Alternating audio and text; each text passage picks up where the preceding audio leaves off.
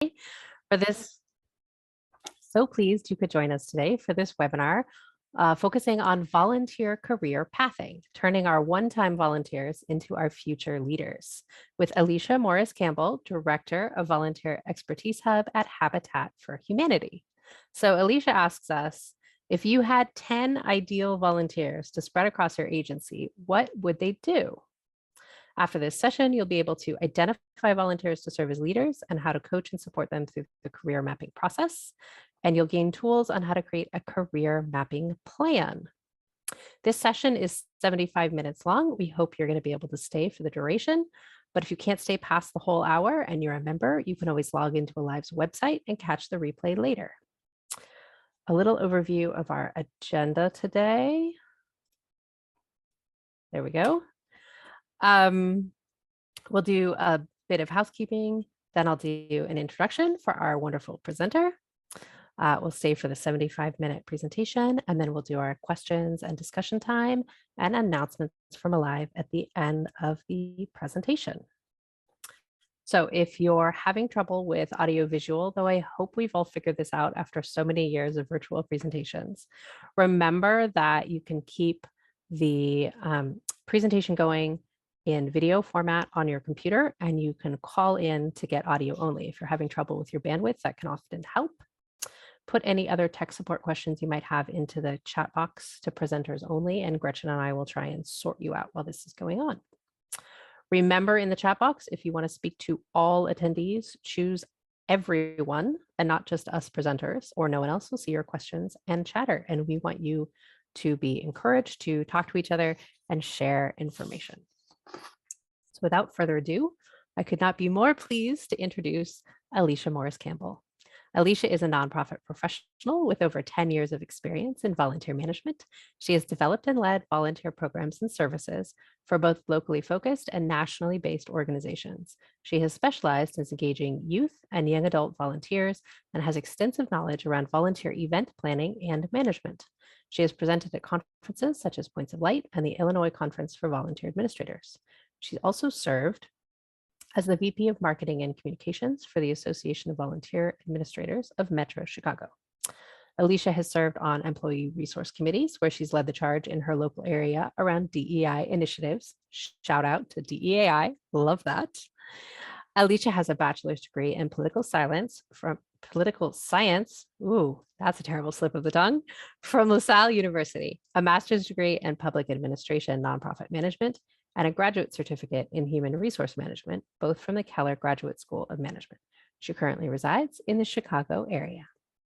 So I will turn it over to Alicia. I'm going to stop sharing my slides and give you the floor. Thank you so much, Paula.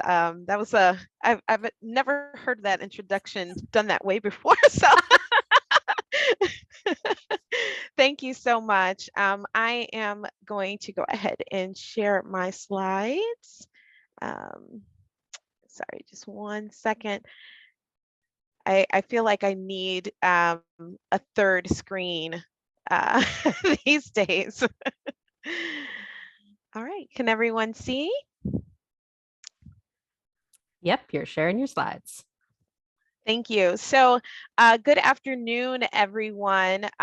Welcome to this session on volunteer career mapping or pathing. You'll hear me kind of use those two terms interchangeably throughout this session.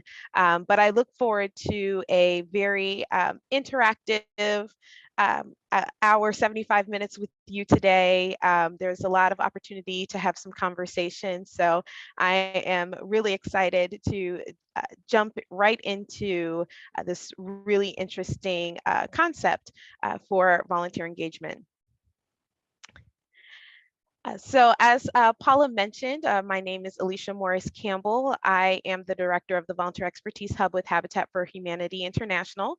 I've been with Habitat for about a year now, just a little over a year, and I joined the Alive board in January of this year.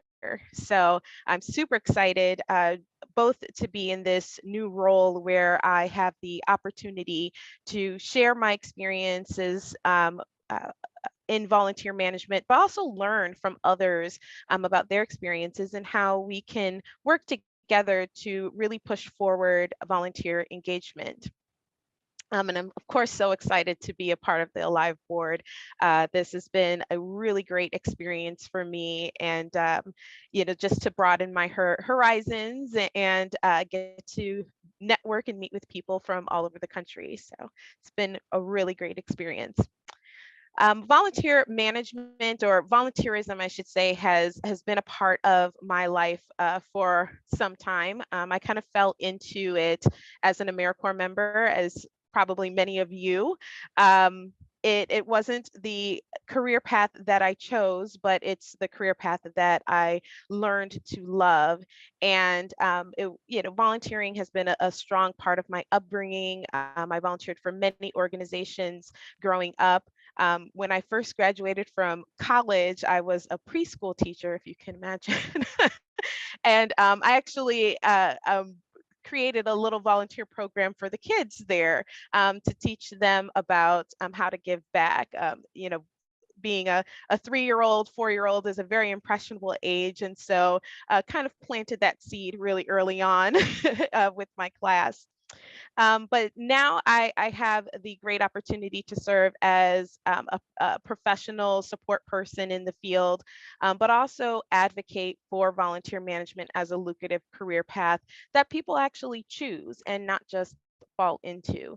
And that has been my big focus over the last several years.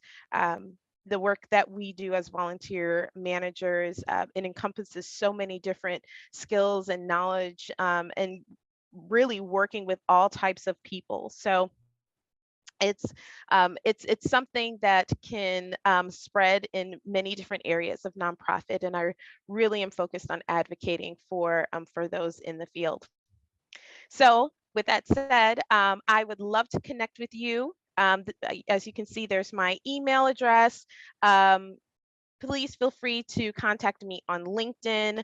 There'll also be, I can share my personal email at the end, but I would love to connect with all of you as we continue on this journey in volunteerism. So as Paula shared my question, you don't have to think of 10. If you have 5, if you had 2, if you had just one awesome volunteer or your ideal volunteer, what would they do within your organization? What do you envision this person, the role this person would serve in your organization as a whole or in volunteer management? I want you to take some time as we go through this session to kind of think about that.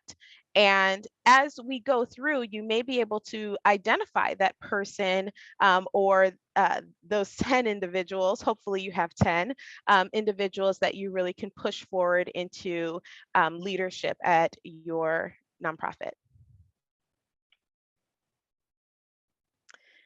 So again, after this session, you should be able to identify volunteers to serve as leaders and how to coach and support them through the career pathing process, and also gain tools on how to create a career mapping plan.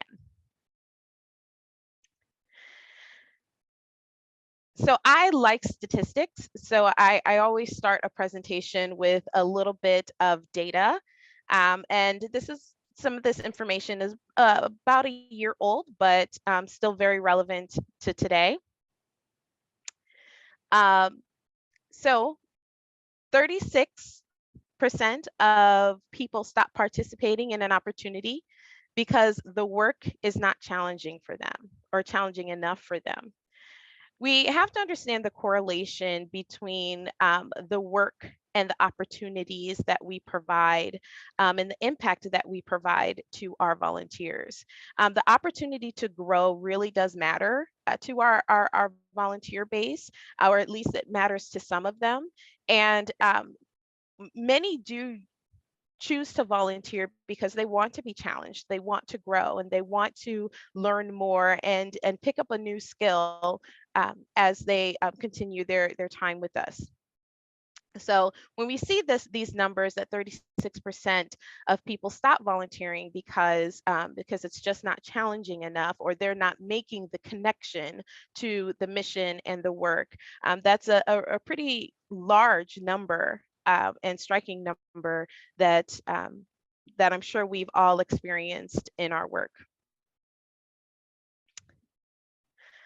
Another statistic, 90% of volunteers gave positive responses to access for both virtual and in-person volunteer opportunities. As we have learned over the last 2 years, being flexible is really important to our volunteers. And it goes beyond just having a virtual volunteer opportunity that they could pop in and pop out of, but are there opportunities when we're looking at career mapping some of our volunteers for them to hone in on their skills in a virtual setting? Can they do it after work? Can they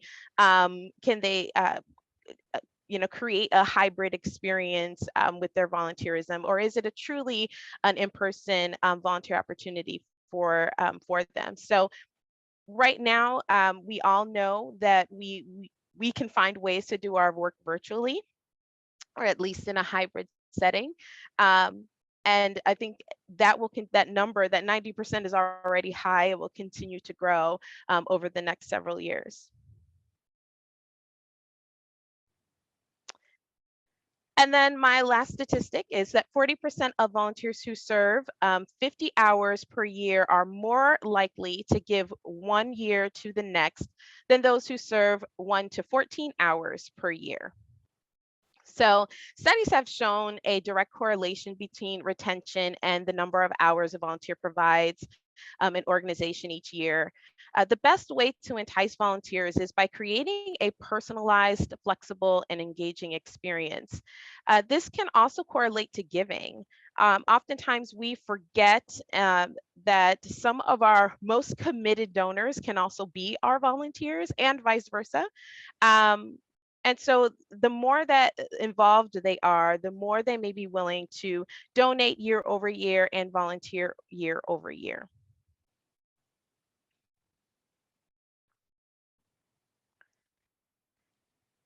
So what does it mean to creating a career path for our volunteers?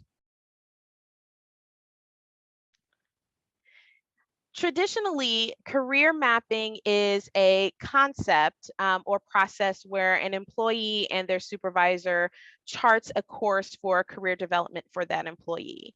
It goes beyond listening or listing their professional development goals in their annual review, but dives deeper into the potential trajectory for that employee, which involves setting incremental goals and gaining skills to move forward.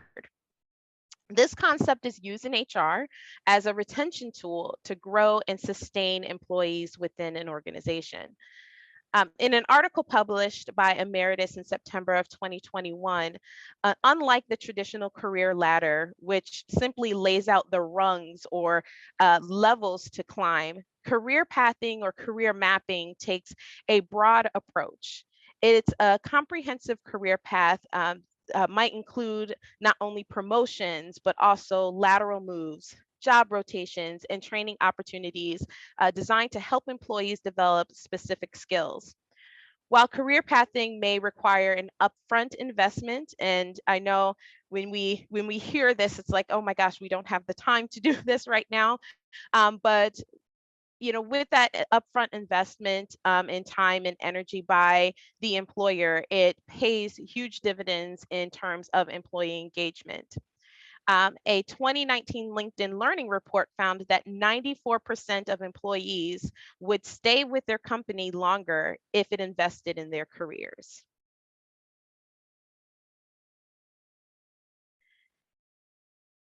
So a bit of a business case for the idea around uh, career mapping in a for-profit setting. Studies have shown that many factors influence the need for companies to focus on career mapping within their organizations and have a direct connection to retain employees long-term. Um, the inability to find, recruit, and place the right people in current roles. Disengagement from employees from the work and the company.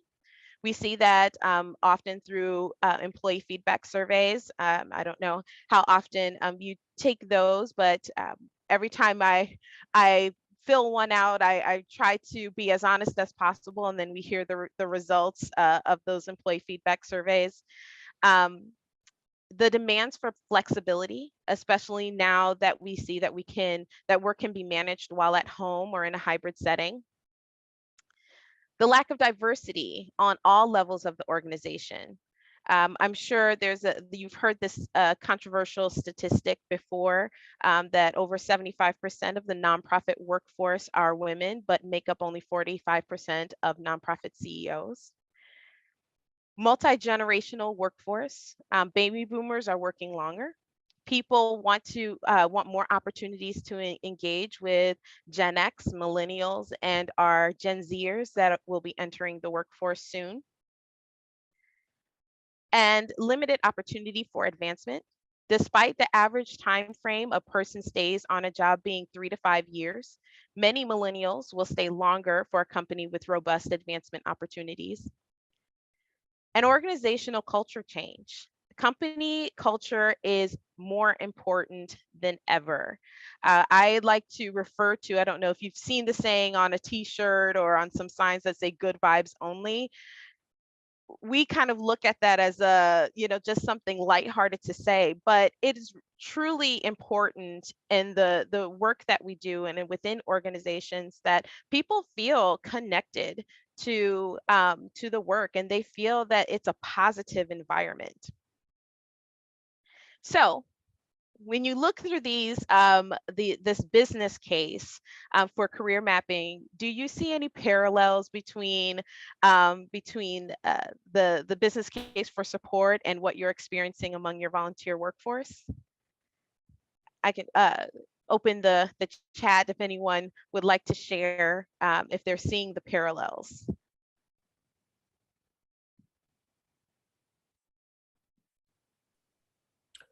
Well, it looks like we're just waiting for people to put stuff into the chat. Alicia? Okay.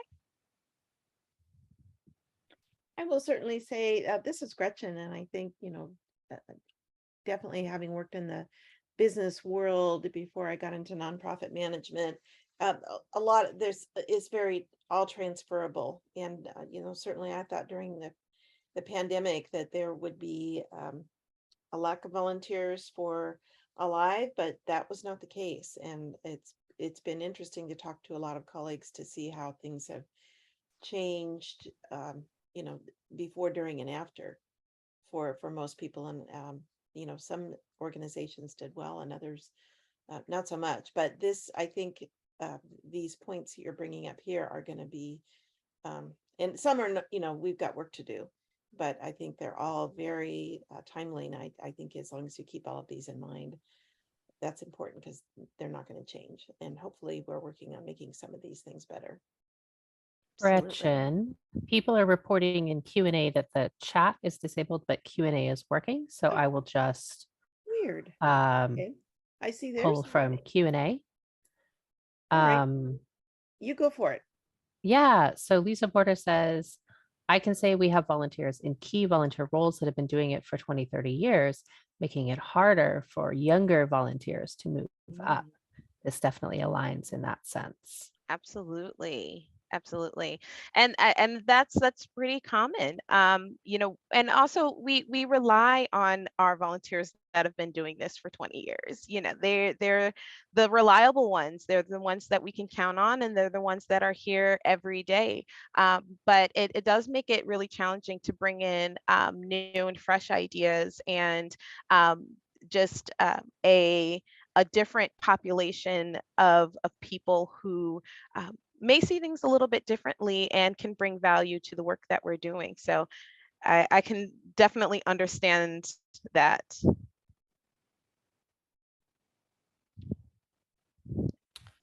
Couple more comments. One person said the inability to find volunteers with specific skills.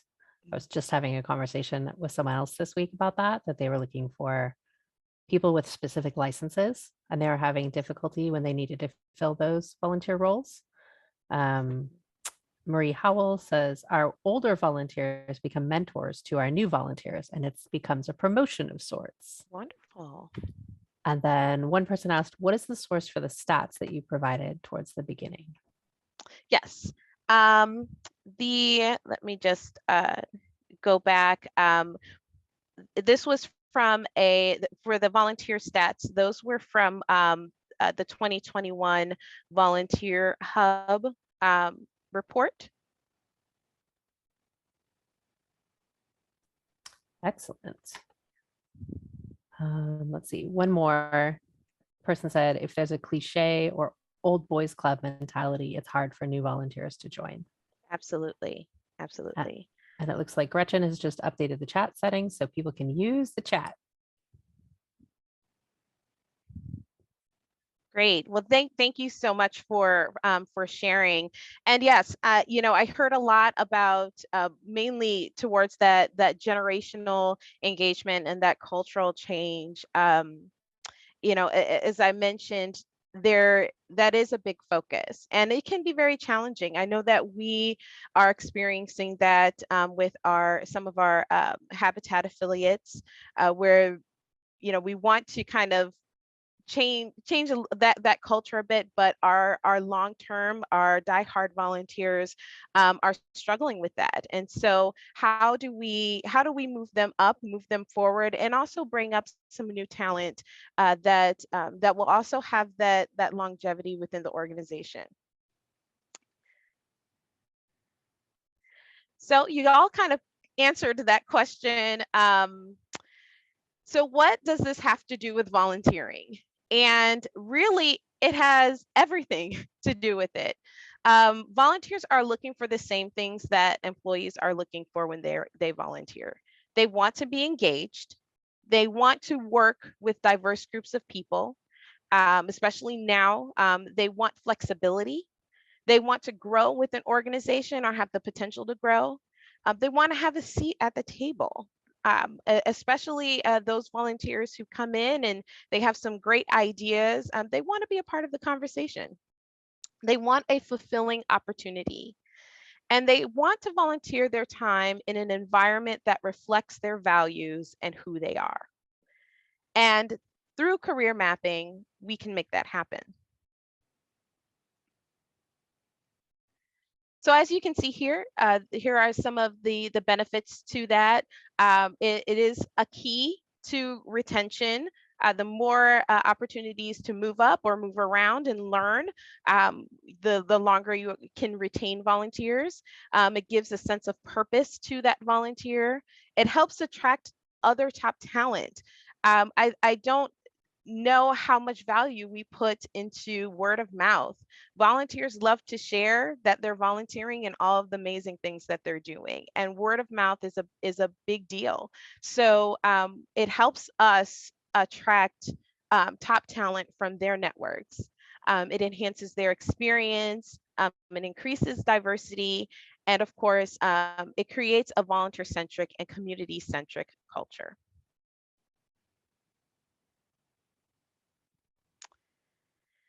But before we can begin to create career paths for our volunteers, we actually need to know who those volunteers might be.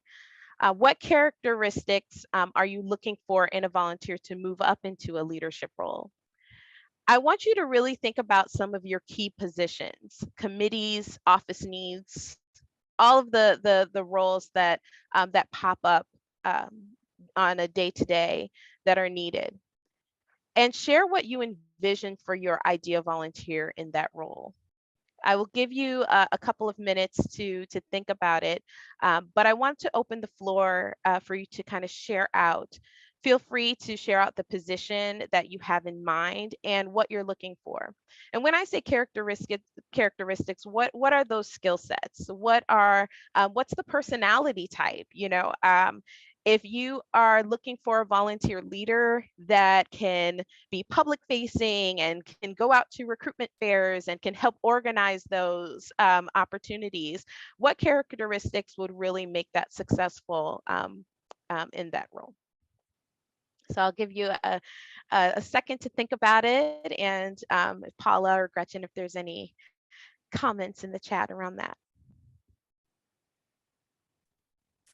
Yep, we're just giving people a little bit of time to type their answers in. I'll say I look for, you know, people with outgoing personalities who want to engage, want to build their social networks, and want to see that they are a leader. Like they recognize the importance of leadership. And there are people who are like, hey, I want to highlight leadership as one of the abilities, that I build from my resume. So what I'm looking for volunteer mentors who are currently volunteering and helping newer volunteers come on board with more certainty. I'm looking for someone who understands that leadership component. And then secondarily, I'm looking for someone who understands how to break things down into basics rather than going too fast all at once, Absolutely. because that is a rare talent. That is. That is. And I love what you said about someone who wants to network and wants to kind of explore sharing their experiences and engaging in different circles. I think that's a really important key. I will use myself as an example. I'm not the best at networking. Deep inside, I'm a very shy person, and I pull it out when I need to in my work, but it's not something that comes naturally to me. And I think that's a really great question and a great quality to have when you're looking for someone in a leadership role. Uh, what do you do typically to network is a great question to ask a volunteer. Um, That's so true. We're getting some responses in the chat. Lisa Porter says, it might not be a character trait, but I work for a STEM nonprofit that inspires youth through robotics. And the current Key Volunteer Corps is not an audience where our program participants can see themselves. I want our youth to see themselves in the key volunteer roles. So that's more building your generational cohorts with more diversity, I think. Absolutely. Absolutely. And then Marie Howell says, I'd look for volunteers who enjoy public speaking to help present new volunteer orientation. Awesome. Yeah, I in my previous role before moving to Habitat, we often looked for people who enjoyed public speaking because we were only one brick and mortar in Chicago, but we serviced all over the country, and so we really relied on our volunteers, our key volunteers, to be our voice when we couldn't be there. We would have events in New York and in LA and all over the country. And it was really interesting, especially once we learned a little bit more about our volunteers and how they looked at public speaking and some of the different ways they've built that skill. We found that some were fantastic at it. We found some needed a little more support. But I always found it to be a really great and important role that tends to be underrated on how to recruit a volunteer that's interested in speaking to the public.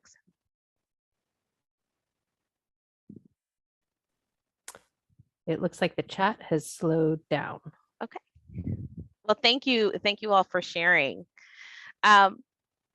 So as you continue to think about those positions or those opportunities within your organization, do any volunteers come to mind?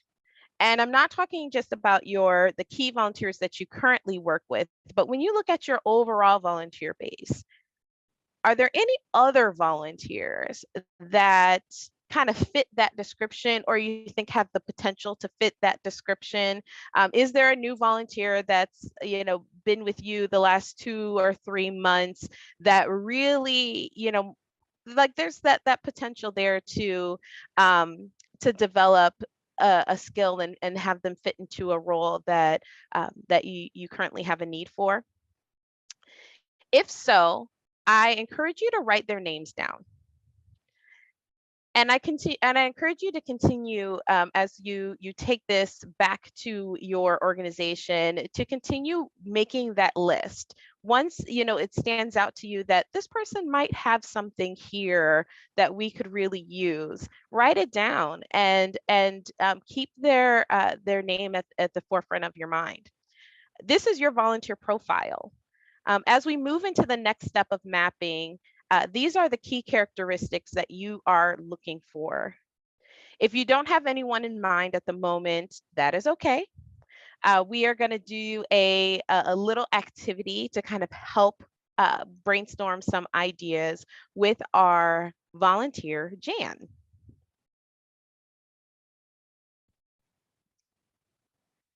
So this is Jan from Wisconsin. She has been volunteering with XYZ Youth Center for almost 3 years. Jan is consistent and is always looking for new ways to help with the children and around the office. In December, she offered to assist in organizing a care package drive with a local company that reached out to the organization. Jan is so enthusiastic about the work that XYZ Youth Center does. She hosts a sneaker raffle every year for her birthday that brings in thousands of dollars. She hopes one day to serve as a committee leader for one of XYZ's Youth Center's programs.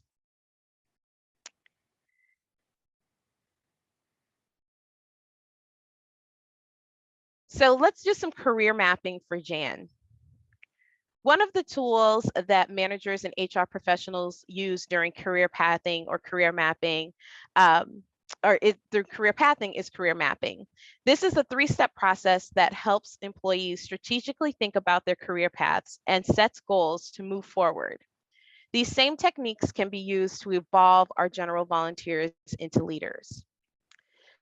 The first step in this process is self-assessment.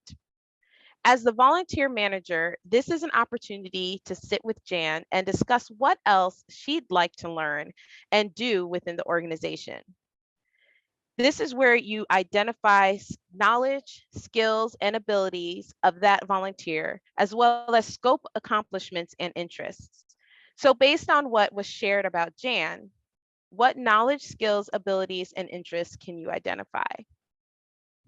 Now open the chat. If anyone can identify, and I'll swing back to Jan's bio.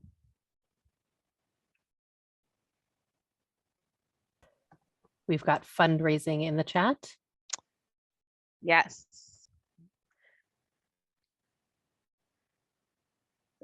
Potential to fundraise.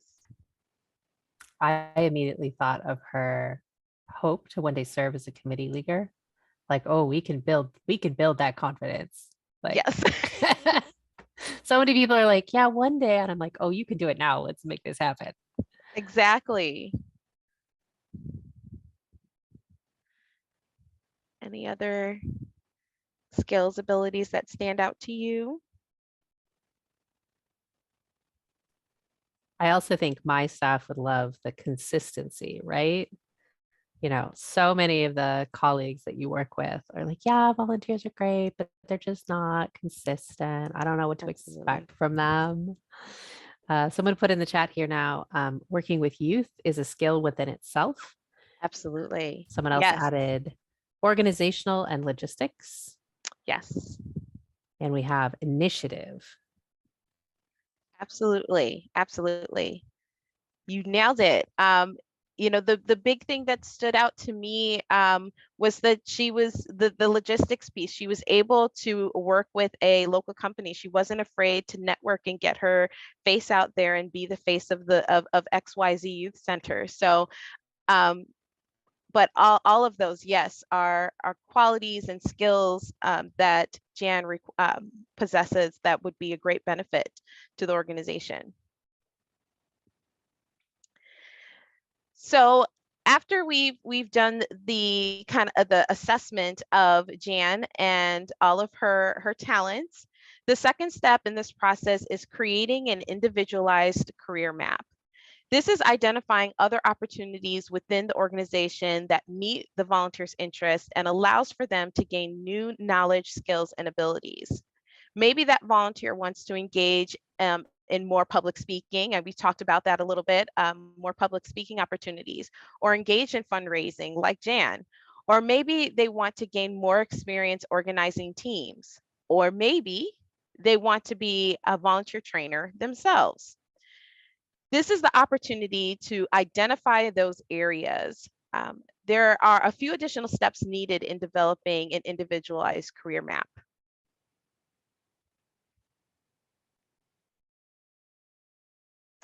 So first, you want to go back to the volunteer engagement cycle, and hopefully everyone has heard about that. If you are not familiar with what that is, please feel free to reach out to me or to anyone within Alive that can share a little bit more information. But you definitely want to do your review or review your needs assessment. Then decide, when deciding on a career path for a volunteer, it's important to know what opportunities are currently available.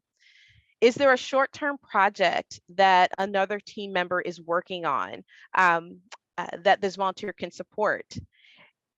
This is really important when we're doing our needs assessment. It's not just for what's happening in our volunteer world, but also what's happening across the organization, and having those conversations with other leaders to see if there's a way a volunteer can engage in support. Is there a new initiative being rolled out that this volunteer can provide some input on? Include your coworkers in this mapping process and discussions, as well as they may have some insight on how to engage this volunteer. This is also a good time to determine if doing a rotation for your volunteer is feasible. Is there an opportunity for them to do a bunch of short-term projects with different staff? Then you want to make sure there is a clearly defined job description for each role this volunteer will engage with. Identify any training needs and schedule follow-ups with that volunteer. I can't stress enough how follow-ups are so important, especially for that volunteer who is looking to grow within an organization. As we know, as we've heard from some of our own volunteers, they really are encouraged by that feedback, that positive feedback. So don't be afraid to share that. Address any successes and challenges the volunteer may be facing. Of course, you want to document their work, whether it's, ends up being very successful or there are some challenges that came along with it. Document it, see what they've learned. And then also, this is a really great opportunity to learn from your coworkers or from their volunteer supervisor that's helping them with that project to provide feedback. And lastly, conduct performance reviews. Again, that feedback is so important for a volunteer who wants to grow. As we all know, when we don't get feedback on our work, it's really hard for us to know where we can improve. So going back to Jan and knowing her goals, if she were your volunteer, what opportunities do you see her getting involved in? What training would you provide or other resources? I'll open the chat for that.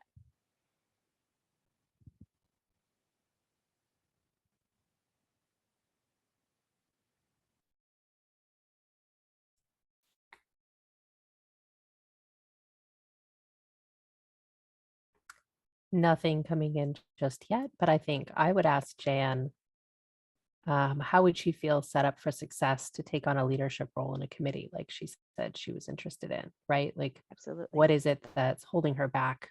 Where does she see gaps in either her knowledge or in her confidence to take on that role? It's obviously something she's interested in, but there's something or more than one thing holding her back from either applying right now or saying, hey, I think I could do this, right? She's got those great organizational skills. She's got that great initiative. She's really keen on the organization's mission because she's out there sort of doing fundraisers for her birthday and such, right? But there's something that's holding her back and we're not sure what that is. Absolutely. And that can provide some great insight for the volunteer manager. Maybe it's, there's a skill that she really wants to develop before she makes that leap, and there's a way that you can support in that, or it could be that she just doesn't know that she can. Oftentimes we find out that volunteers didn't know that that's how this works, that they can make that request. Right. They just kind of do their thing. Um, and so leaving that door open to have those conversations and ask those questions, really great. Someone added in the chat, giving our volunteer Jan some standards or best practices about committee leadership work to give some framework for that. Absolutely. Absolutely. I love that. All right, great. I think that's it for now. Okay, great. So now we have done our self-assessment. We have individualized a career map for Jan. The final step is to explore those other opportunities that would be a great fit. So as a personal example, I have of this is when I worked for a different organization. This volunteer started off as a support volunteer for our volunteer director. So she was more of, her initial role was to be a volunteer voice at some of the meetings that we would have with our CEO, our director level meetings. She was out there in the field. She would go to disasters. So her input was kind of important to help support our volunteer director. And honestly, she was fantastic at it. She was really a powerful force within the organization. But then she expressed interest in training, as she loved teaching. I believe it was her background. So she loved to train. She really wanted to look into opportunities that provided her that growth. So we kept that in the back of our minds and would loop her into training opportunities locally as they became available. But she still kind of served in that support role for our team. Well, one day an opportunity came from our national office on this Train the Trainer series. It was a disaster training program, and it was a volunteer competency series. She signed up to become a trainer and excelled so well that she became one of the lead trainers for our region. There were only two. She was one of them. And then a few months later, she started training us as staff on the series so that we can train other volunteer leads in the field. So it was such a very interesting dynamic because here you have this volunteer who's, she's been involved for some time. I want to say at that time, maybe 15 years. She started off going to disasters and then did more office support. She expressed that she had an interest in training. She moves up the ladder to train with our national office and then comes back and trains myself and the entire team as the employees on this series, which it was a great example of really investing in that volunteers' ideas and their goals and their dreams, and to the point where she taught us something we didn't know. So leveraging strengths and passions is a really important aspect of career mapping. Another quick example I can share, we were talking a bit about honing in on a volunteer that has an interest in a role and having them work with another department. In the organization I was in previously before joining Habitat, I had a volunteer who was a college student who his father worked for the organization, so he had been around us for a while. And did some general volunteer opportunities here and there, but then came to me and said, "Hey, I'm really thinking about getting involved with grant writing." And I'm on my junior year. It's almost time for me to kind of pick a path. And he wanted some more experience. So we partnered him with our corporate grants person, and he started off doing the research for grants, and then he started writing grants along with her. And till this day, it's an opportunity that has really launched his career. He's in nonprofit, loves the work that he's doing. Again, he's is fairly, I guess, been with Habitat for a year now, so he's fairly fresh out of college. So there's a lot of new ideas that he has and things that he shares in his organization. So again, it's a way to really pull in that generational support, pull in that culture change, and also support and grow our volunteers. So what I will say is that I do know that it's hard when a volunteer decides to move on to another opportunity within the organization. I know we never want to let our volunteers go too far away, but having more skilled, dedicated volunteers in all areas of our organization is the ideal goal. And I would hope that you would feel that that's the ideal goal. So we must applaud ourselves as volunteer managers when our volunteers decide to take that leap and to grow within the organization. So I would love to know if any of you have experienced something similar. I'd love to hear from you if you've ever career pathed a volunteer or if you've thought about it, and what has you hung up on or some challenges that you faced in career pathing if you have tried it before. Do you think this is something that you could introduce in your organization? I'll open the floor. While we're waiting for people to add things into the chat, I will say I love this idea.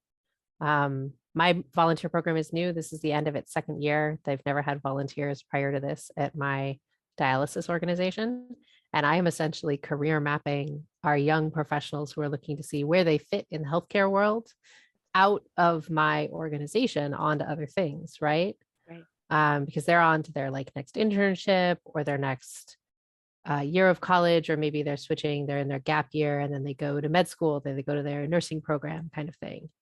And if I could do more to keep them within Satellite as a whole in my organization, then they'd stay for longer and they'd get to have more of an impact here rather than learning about dialysis needs and, you know, caring about our mission and then immediately taking their next step, which takes them away from us, right? Absolutely. So this is the entire, like my next 5 years is figuring this out, right? Yeah, is building absolutely. these steps. Like here's the first 2 years, we have our little baby steps in process. They're working, staff are feeling the boost. What next, right? What more?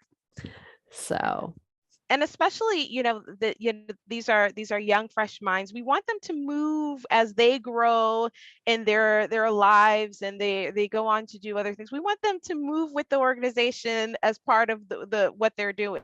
So that they can go back and say, hey, I was a young professional that started off at 21 working with this organization, and now I've spent 20 years investing and committed to the organization as I've moved on into careers and families and all of those things. So I love that 5-year plan because I think that's ultimately what we would like to see. So our volunteers take us with them. mm-hmm.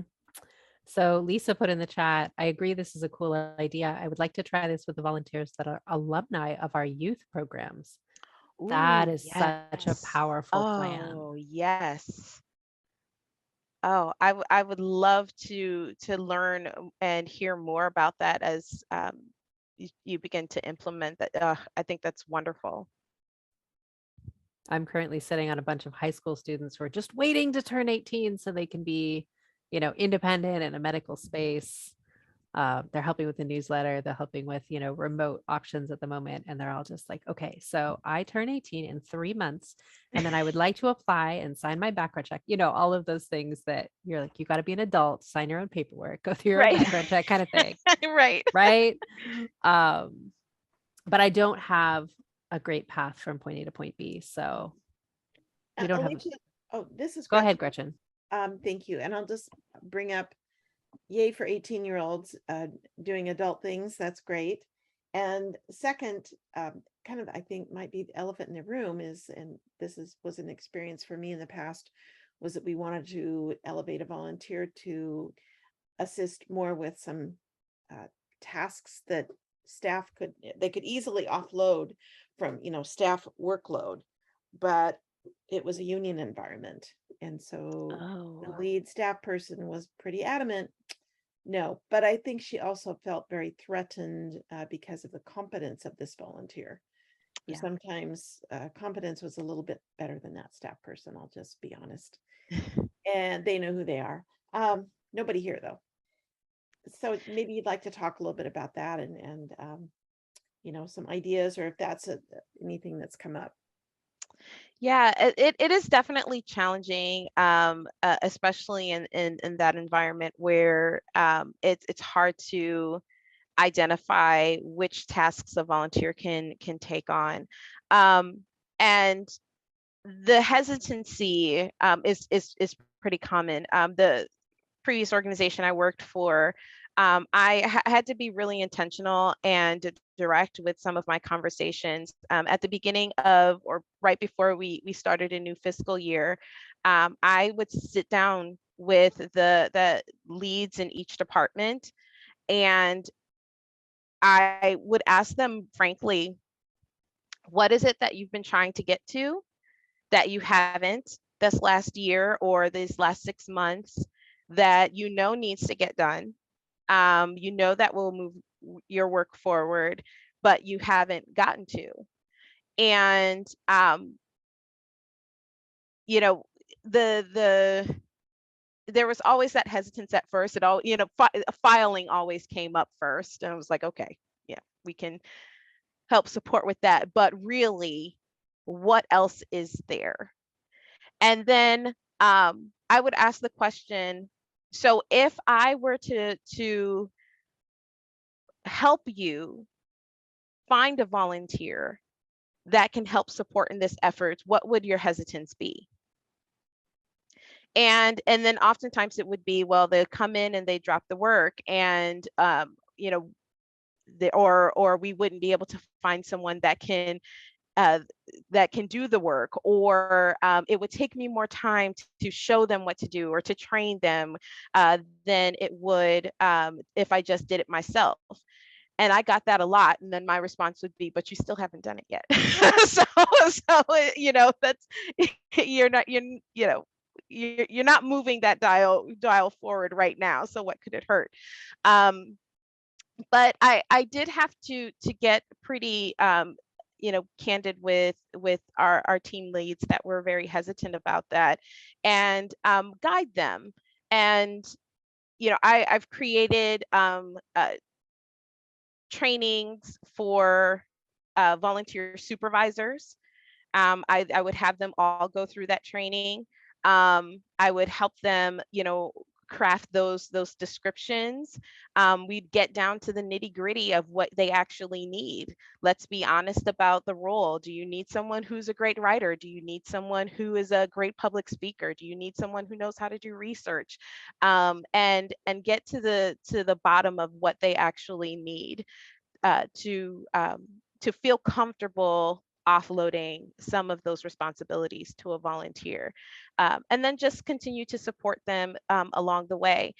The other thing that I added into that is when I would place a volunteer is that I would do a brief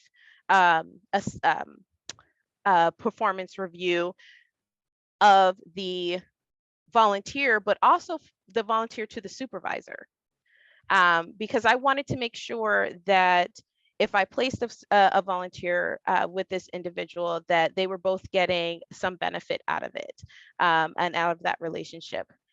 So it is tricky. I don't have a solid, surefire, way of doing it, but I would certainly look at conducting those needs assessments with other staff every year or every 6 months, whatever works for your organization, and then providing them the tools to feel confident and successful in leading those volunteers. And of course, again, we've talked a lot about culture change.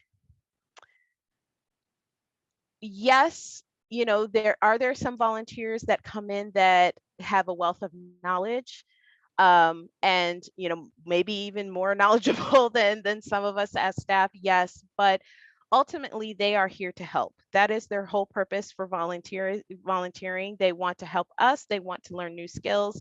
They want to be engaged, and so we have to provide that for them. We can't call ourselves a voluntary organization and then turn our noses up at volunteers who want to give. And that's something that, again, we experience at Habitat. I've experienced with other organizations. There's that fear, that concern that we won't be able to do it, or they're going to turn their backs on us. And we have to try to do our best to eliminate some of that. I hope was that helpful, Gretchen? I don't know if that really answered your question. Yes, and there's no easy answer, but I think you helped. I especially like what you said about culture change, and then just consistent, follow up with the staff as far as doing those needs assessment, because the first time they very well may say no, but then the next time they've had time to think about it, and I bet you'll get a different answer. So consistency is also key. Absolutely, absolutely. I know people were annoyed with me at the end, because I would follow up pretty frequently. Anything, you got anything this time? I know we talked about it a couple weeks ago. Anything come to mind? So before we wrap up, I'd like for us to dive deeper into one more volunteer. And this is James from Seattle. He's a fairly new volunteer. I say he's been volunteering for the last couple of months. He is still learning more about the Washington State Food Bank, but expressed a deep interest in serving on a committee. He is a digital marketing guru and really wants to engage the community more in the work that the food bank is doing to end food deserts in the state. He has documented experience in supporting other organizations in similar efforts, but really wants to challenge himself with Washington State Food Bank. James is eager to learn and loves to network. So again, the same questions that we had before about Jan.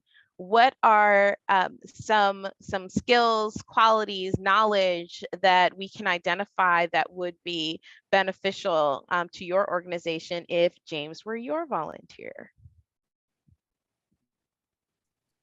Oh, we've got answers in the chat already. Digital marketing. People Yes. are pretty excited about digital marketing. I'm excited about digital marketing. Let's be fair here. Yes, absolutely. Someone comes to you with skills and you're like, we're going to use those skills. I don't necessarily have those skills. Absolutely. We've got engaging community. Mm-hmm.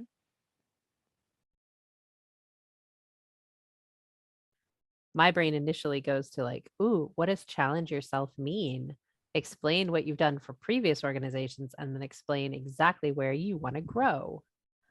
Oh, yes, absolutely. Dig into that. Yes, really, really dig into that.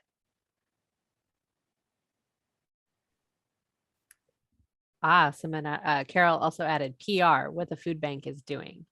Absolutely, yes. And that fits really closely with his love of networking. James is a person that you can send out to different communities and in different spaces to share the work that the food bank is doing. He's really compelling. He knows how to catch people's attention. He's a great source. Great. Well, as we wrap up, I would love for us to continue the conversation and the discussion around career mapping and learn more from all of you around your experiences with this and the challenges that you may be facing implementing this. So if you are interested in taking this conversation to the next level, please fill out this Google form. I will include it in the chat so you can fill it out. It's very short. But I would love to get in touch with you. Maybe we can organize some group conversation and bounce some ideas off of each other and how to move this forward. All right, are there any questions?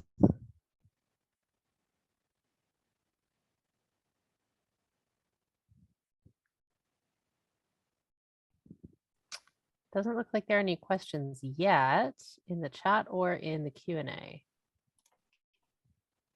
But let's give people a couple of minutes. I'm very excited about your Google form and these future conversations because I love nothing more than to geek out about our profession and take these steps and apply them practically to what I'm doing. So I would love to be a part of that conversation. Wonderful. I'd love to talk more about it. You know, I see the benefits and I've seen it work. It's really exciting to know that a volunteer has taken the steps to move up and that we, you know, had a hand in their development.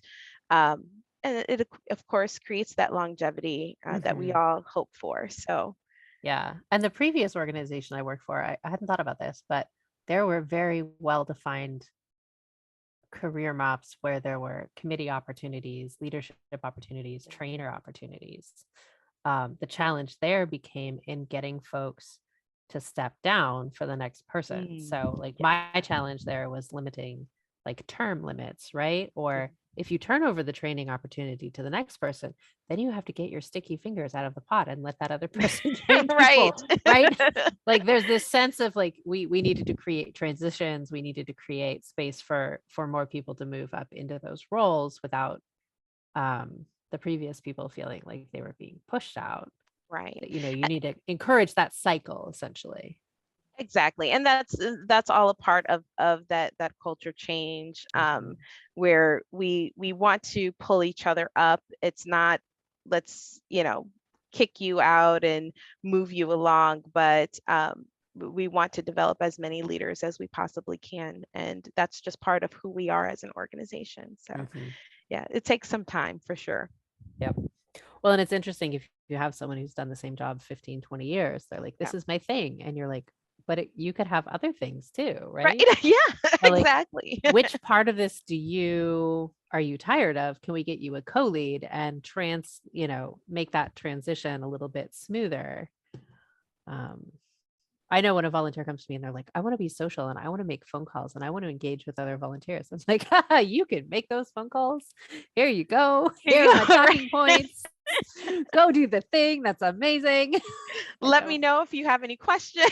Right? We can make it happen tomorrow or today. Right? How do you feel about today? Today, half an hour from now, phone calls? Yes.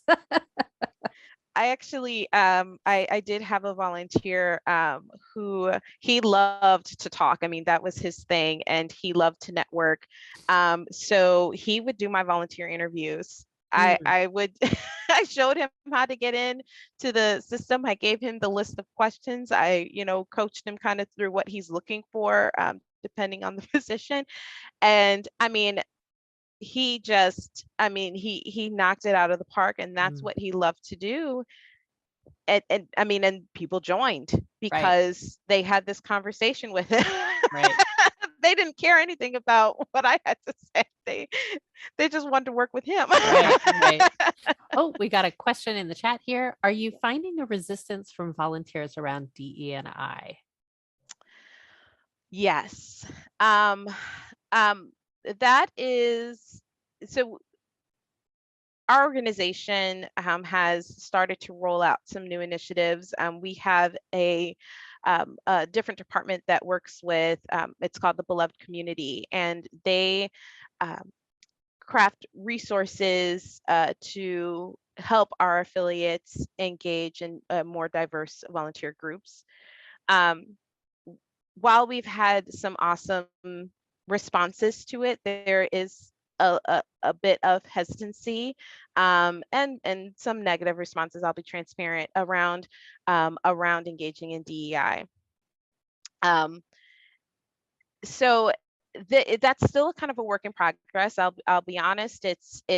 We haven't found the cure yet, but I think the big thing that we've learned is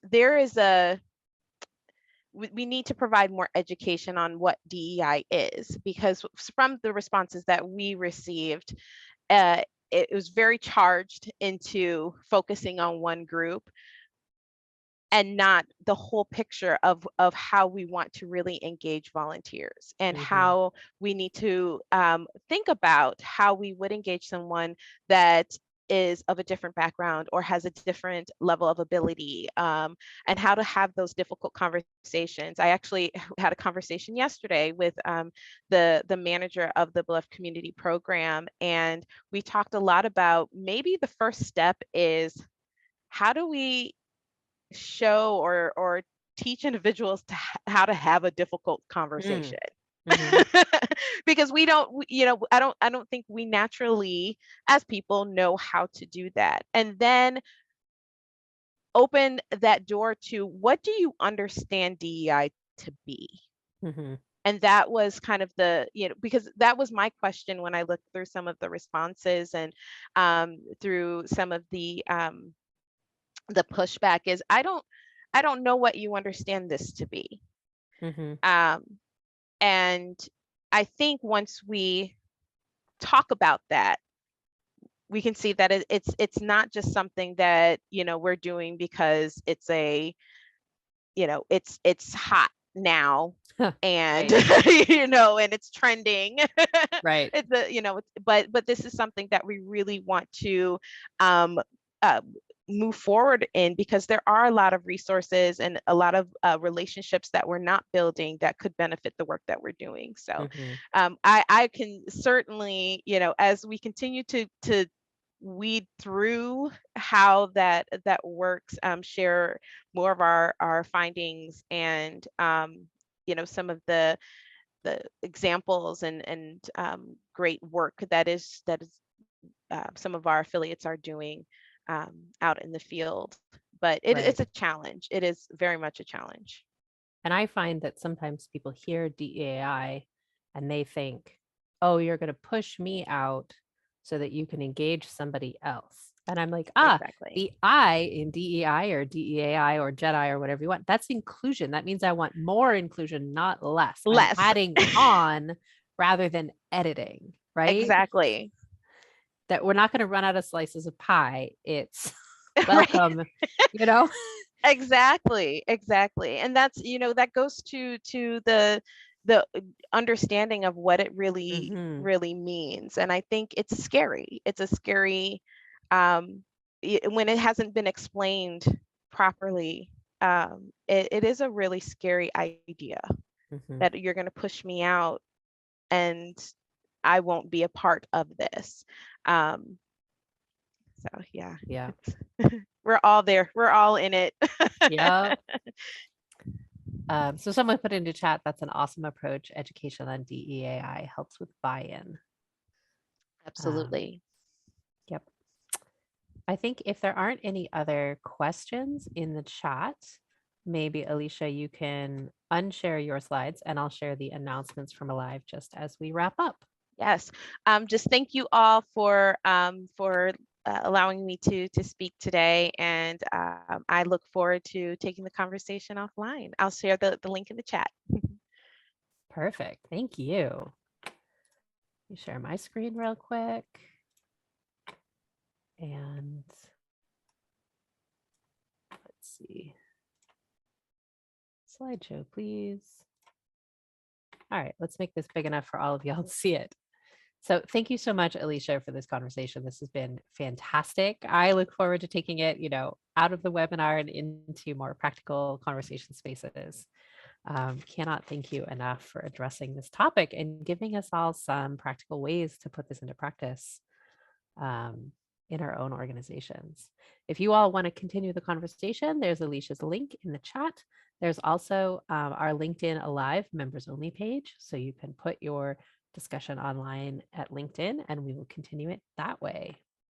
Please save the dates for the next events we're holding September 28th at 1 p.m. Eastern, creating a more inclusive space for volunteers.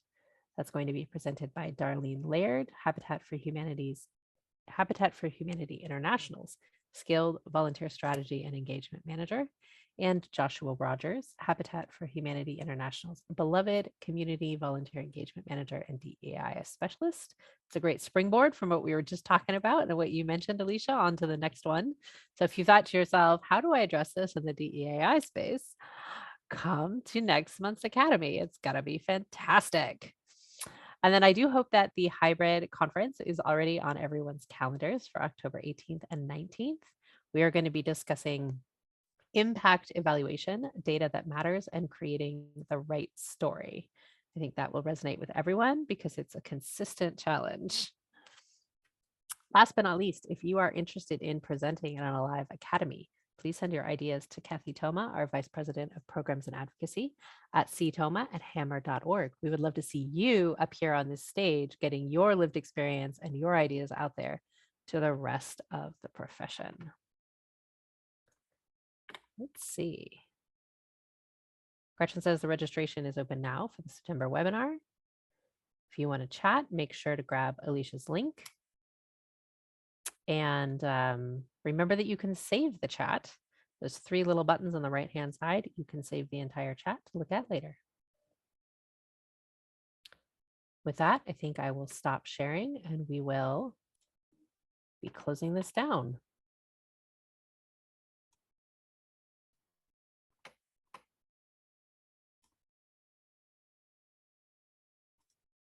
Thanks, everybody. Have a great day, and thanks for being here. Thank you, Alicia, and thanks, Paula. Thank you, Gretchen. Thank you, Alicia.